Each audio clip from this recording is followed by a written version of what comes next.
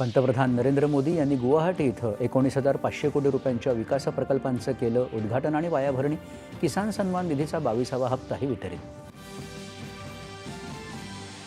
जागतिक संकटांची झळ शेतकऱ्यांना पोहोचणार नाही यासाठी सरकारनं कायमच उपाययोजना केल्या. पुढेही शेतकऱ्यांचं संरक्षण करणार, पंतप्रधानांची ग्वाही. 2,81,000 कोटी रुपयांच्या पुरवणी मागणी आणि विधेयक लोकसभेत मंजूर. जागतिक संकटांचा सामना करण्यासाठी सरकारनं केली विशेष तरतूद. देशात पेट्रोल डिझेलचा पुरेसा साठा. गॅस सिलेंडरसाठीही घाईनं बुकिंग न करण्याचं पेट्रोलियम विभागाचं जनतेला आवाहन.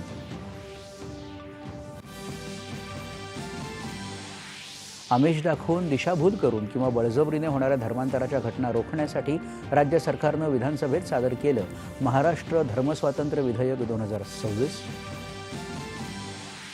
पूर्व प्राथमिक शिक्षण देणाऱ्या सर्व खासगी केंद्रांची नोंदणी अनिवार्य करण्यासाठी एक अधिनियम तयार करण्यात येत असल्याची शिक्षण मंत्र्यांची विधानसभेत माहिती.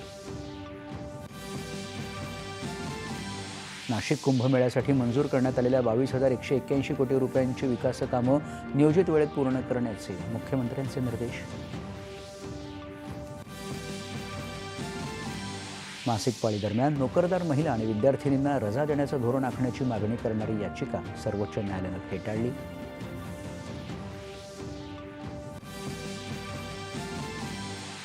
रेल्वे स्थानक पुनर्विकास अभियानांतर्गत राज्यातल्या 17 स्थानकांचा पुनर्विकास पूर्ण.